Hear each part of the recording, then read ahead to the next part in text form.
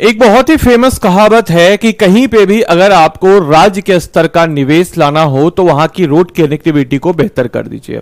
और road connectivity जो कि एक बेसिक कनेक्टिविटी है, क्योंकि चाहे आपको रेल कनेक्टिविटी करनी हो या फिर आपको एयर कनेक्टिविटी करनी हो, रोड कनेक्टिविटी होना कंपलसरी है। क्योंकि अगर ये कनेक्टिविटी नहीं होगी तो आप जा कैसे पाएंगे, उसका लाभ कैसे ले पाएंगे। चाहे व्यापार हो, चाहे किसी भी प्रकार का काम हो, आपको रोड दुरुस्त होना बहुत जरूरी है।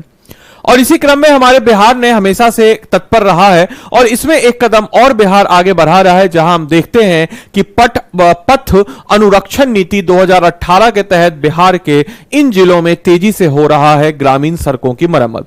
और ग्रामीण जहां पे बिहार की लगभग 88% आबादी रहती है, उन 88% आबादियों को अगर हमको समृद्ध करना है, उनको बेहतर करना है, तो हमको रोड दुरुस्त करना सबसे ज्यादा कंपलसरी मांगता है। और इसी क्रम में दोस्तों अगर हम बात करते हैं तो बिहार में हो रहा है तेजी से ग्रामीण सड़कों की मरम्मत। आखिर क्या है यह मामला, तो आइए जरा जानते हैं हम लोग इस वीडियो में और देखते हैं कि यह वीडियो किस प्रकार से हमारे एग्जामिनेशन पॉइंट ऑफ व्यू के रिलेवेंट है, चाहे वो प्रीलिम्स हो या मेंस पॉइंट ऑफ व्यू से। तो नमस्कार है आप सभी लोगों को, मेरा नाम है आदित्य वैभव और करता हूं आप सभी लोगों का स्वागत आप सबके अपने चैनल बीपीएससी स्टडी आईक्यू पे। एक्चुअली में अगर हम लोग बात करते हैं तो बिहार में ग्रामीण सड़कों की हालत अब सुधर रही है। आपने भी इस चीज को नोटिस किया होगा कि 10 साल पहले का बिहार या 15 साल पहले का बिहार और अभी के बिहार में खासकर ग्रामीण सड़कों में काफी बढ़ोतरी नजर आई है। जो सरकार की उपलब्धि है उसको तो बताना चाहिए, जो अनुपलब्धि है वो तो है ही, वो तो हम बताते ही हैं। लेकिन हाँ, रोड और इलेक्ट्रिसिटी पे काम हुआ है।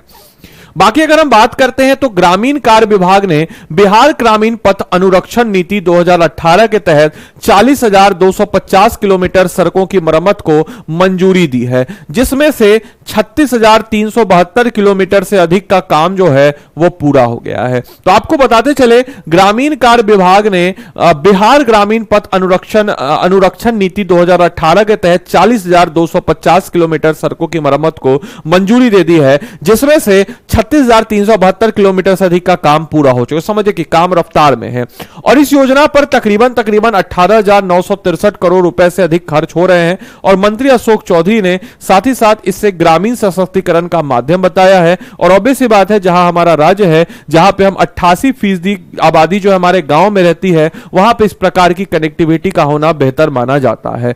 बाकी अगर हम बात करते हैं तो सूबे में ग्रामीण सड़कों की तस्वीर लगातार बदल रही है और बिहार ग्रामीण पथ अनुरक्षण नीति 2018 के तहत ग्रामीण कार्य विभाग में 40,250 किलोमीटर सड़कों की मरम्मत और रखरखाव का प्रशासनिक स्वीकृति भी दे दी गई है, जिसमें से 36,372 किलोमीटर से अधिक सड़कों का अनुरक्षण जो है यह किया जा चुका है। बाकी इस योजना के तहत अब तक तकरीबन अगर हम देखते हैं तो 16,166 ग्रामीण सड़कों की मरम्मत की स्वीकृति हो चुकी है, जिनकी कुल लंबाई 40,250 किलोमीटर से अधिक है और इस पर 18,963 करोड़ रुपए अधिक राशि का खर्च भी किया जा चुका है। साथ ही साथ इनमें से 15,342 सड़कों की प्रारंभिक मरम्मत पूरी हो चुकी है, जिनकी कुल लंबाई 36,885 किलोमीटर से भी अधिक आपके समक्ष नजर आ जाती है।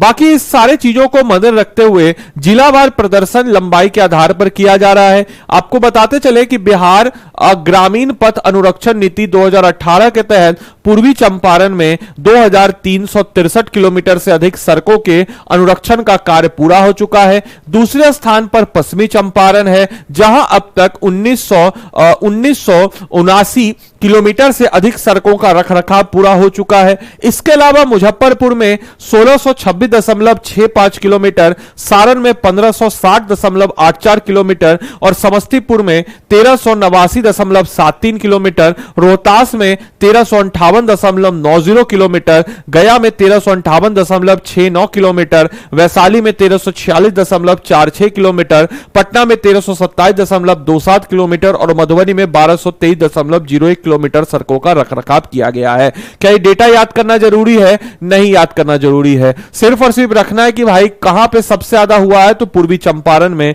सबसे ज्यादा हुआ है 2363 किलोमीटर पे। याद रखिएगा, बस इतना दिमाग में रखना है। बाकी ग्रामीण कार्य विभाग के मंत्री अशोक चौधरी ने यह भी कहा है कि बिहार ग्रामीण सड़क अनुरक्षण नीति 2018 के तहत राज्य के ग्रामीण क्षेत्रों में सड़क नेटवर्क को मजबूत करने का हमारा संकल्प जो है, यह समझिए कि एक फाइनल रूप जो है, एक फाइनल जो है उसका ले रखा है। यह सिर्फ योजना नहीं बल्कि ग्रामीण सशक्तिकरण का माध्यम है, यह भी बात उन्होंने यहां पे ऐड ऑन किया है। बाकी आप लोग के लिए आज का होमवर्क है कि बिहार का कौन सा जिला अफीम का सबसे बड़ा उत्पादक है, कमेंट बॉक्स में उत्तर लिख के बताएंगे। इस क्लास की पीडीएफ और मेरे द्वारा प्रोवाइड किए गए जितने भी स्टडी मटेरियल्स हैं वह आपको इस टेलीग्राम ग्रुप पे नजर आएंगे। आपको इस टेलीग्राम ग्रुप को स्कैन कर लेना है या टेलीग्राम पे बिना स्पेस दिए बीपीएससी कंटेंट वाला लिख लीजिएगा। क्लास की पीडीएफ और मेरे द्वारा प्रोवाइड किए गए जितने स्टडी मटेरियल्स हैं वो आपको यहां पे मिल जाएंगे।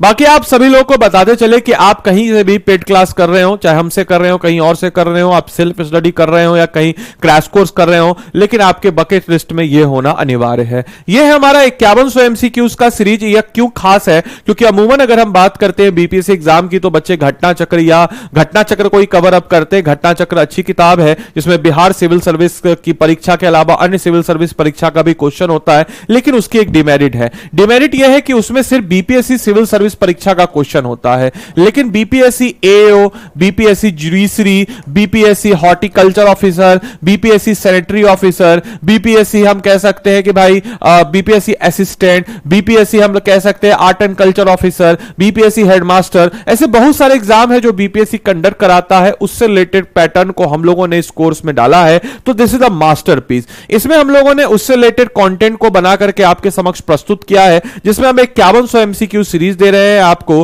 आदि लाइव कोड लगा करके 1999 में आप इस कोर्स में एनरोल कर सकते हैं। कैसे आप कीजिएगा दोस्तों? तो स्टडी आईक्यू के ऐप या वेबसाइट पे आप चले जाइएगा। स्टडी आईक्यू के ऐप या वेबसाइट पे यहां पे सर्च का कॉलम है, यहां पे 5100 सर्च कीजिएगा। 5100 मास्टर कोर्स फॉर बीपीएससी पे आइएगा, इसमें बाय नाउ पे आइएगा। 5100 लाइव एमसीक्यू है, डिटेल सॉल्यूशन है, 1 साल का करंट अफेयर्स आपको मिल जाता है। और अगर आप आदि लाइव कोड का इस्तेमाल करते हैं तो मेरी तरफ से आपको एडिशनल मेंटरशिप भी मिल जाता है, और साथ ही साथ आप एक और फीचर यानी कि इसमें मॉड्यूल टेस्ट जो है इसको भी आप जो है अनलॉक कर देते हैं। इसके अलावा इस कोर्स में आपको क्या क्या मिलेगा? तो हिस्ट्री मिल जाएगा, जनरल साइंस मिल जाएगा, करंट अफेयर्स मिल जाएगा, बिहार स्पेशल मिल जाएगा, पॉलिटी, ज्योग्राफी, इकोनॉमिक्स, मैथ, सारे के सारे सब्जेक्ट का एक समीकरण मिल जाएगा जो कि आपके लास्ट में रामबाण की तरह साबित होगा। 120 से 140 डायरेक्टली एंड इनडायरेक्टली क्वेश्चन जो है आपके एग्जाम में लड़वा देंगे, यह हम लोग का दावा इस बार का रहेगा। एग्जाम के बाद आप देख लीजिएगा।